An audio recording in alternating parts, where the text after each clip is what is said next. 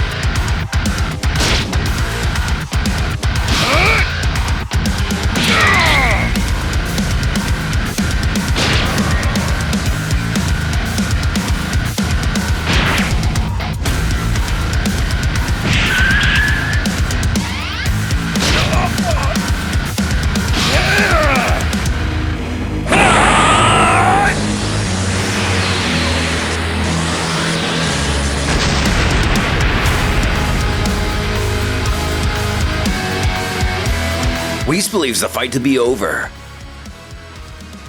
Beerus too.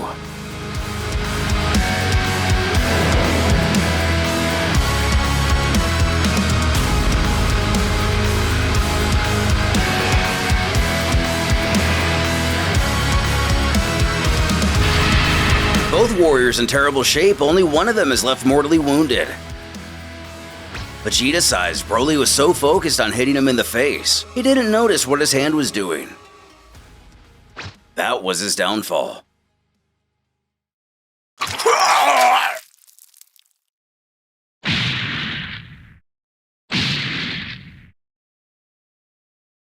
In the end, Broly's power slightly surpassed Vegeta's, but his lack of reasoning and urge for violence made him lose focus.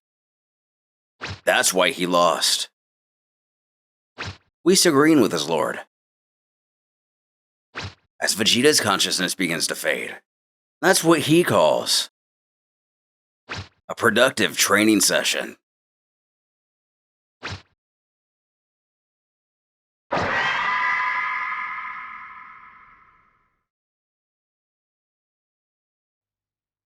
In the mythical forest, presenting the small beast, the ancient SAIYAN explains this little guy is Hakai, Gohan's first training partner. Leaving Gohan utterly bewildered. In disbelief, he asks, "That little cub?" Wondering how he's supposed to help him train, Yamcha replies it's quite simple. The first step of his training is to catch and restrain this creature. And if he manages to do that, he assures that he'll move on to the next stage. Gohan can't help but hope he's kidding, right?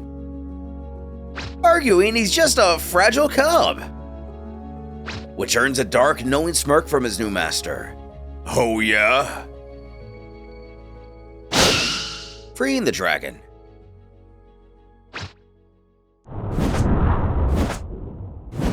as it slowly gets up to speed.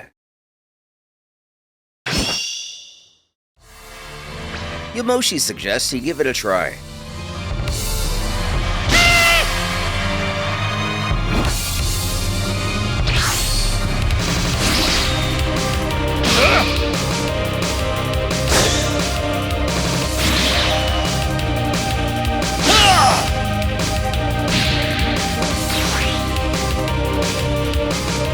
Unable to get a hold of him, Gohan cries for the fool to just give up before he ends up hurting him on accident.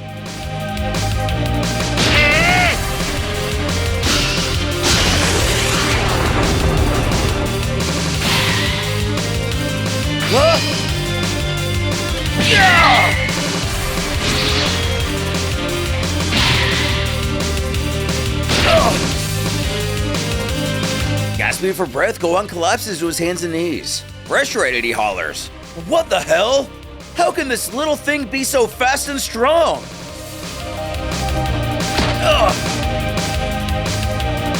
Staring him down, Yamoshi reminds that here in the celestial world, everything is divine, meaning even the animals are gods.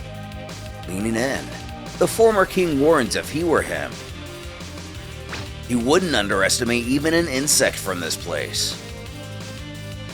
Yamoshi further advises him to also be careful with the environment. Everything here is very resilient. He shouldn't think he'll break the trees or rocks here as easily as he does on his planet. In that case, he'll just transform it, prompting a swift rejection from his master. No way! He declares transforming is forbidden for him now, insisting he must adapt to this place using only his base power. Gohan protests. "But, sir!" Sweat pouring down his face, he admits he's not using his glasses or transformed. The Half-Saiyan confesses he can barely see, catching Yamoshi a bit by surprise. Well, well. Chuckling at the revelation, he mocks, "Isn't that wonderful to know? That'll make his training even better." To which our hero is not a fan of. Meanwhile, shifting focus back to the parallel dimension of the celestial world and the Desert of Perdition, Piccolo still tries to process his new surroundings. He demands to know, what is this desolate place? As mentioned to us before, the Guardian tells this place is called the Desert of Perdition. Their goal is to reach the center of this desert. What's so important there? And it's something extraordinary. Hakai thinks it's the kind of thing that's better for Piccolo to see than for him to tell him. Again, groaning at his affinity for mysteries. Even still, he nods. "All right then, I'll trust you." But looking out at the raging winds, he wonders, isn't it better to wait for the storm to pass before they continue? However, the sandstorm never passes in the Desert of Perdition. It's eternal. It works as a protection for this place. The Namekian asks, protection for what? Turning his gaze forward into the wasteland. "For what I'm going to show you." And from the way he's talking, it sounds like this desert was made to protect this place. He realizes if that really is the case, it must be something truly special. His opposite warns him to pay close attention. It's very easy to get lost here, so don't stray far from him for even a moment. Admitting he's right, as he can't sense Divine Ki. If he lost track of him, he'd be in serious trouble. But Pikkon reveals even if he could sense Divine Ki, the sands of the Desert of Perdition have magical properties that distort that sense. So, finding anyone by Ki is impossible here. He furthers that ordinary senses are also limited. The storm hinders their vision and smell because of the sand, and limits their hearing because of the wind. In other words, if he gets lost here, he'll probably never find them again. Or find this portal, which is the only way out of this place. Piccolo demands to know how he knows this place so well that he'd want to venture to its center with him. Staring solemnly ahead, there was a time when I got lost here. Catching the implication, the Namekian points out so there's a chance of getting out once you're lost. Confirming his suspicion, his mentor answers yes, if he has a few millennia of life to spare. Reflecting on his past ordeal, the Guardian admits that after he left, the other gods told him he spent about 7,000 years here. A revelation that floors the Namekian. 7,000 years? Hakai nods yes. At least it helped him learn a bit about the place. He adds that also, with what he found here, it was worth going through all that. Ready to face whatever lies ahead, Piccolo demands, well then show him what's so important in this place. Reaching his hand out to his companion, his leader instructs him, let's go, advising it's better if he holds on to him so he won't get lost.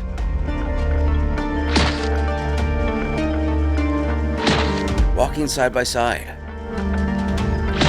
the two warriors step forward into the raging wilderness until their silhouettes completely vanish into the thick, blinding dust.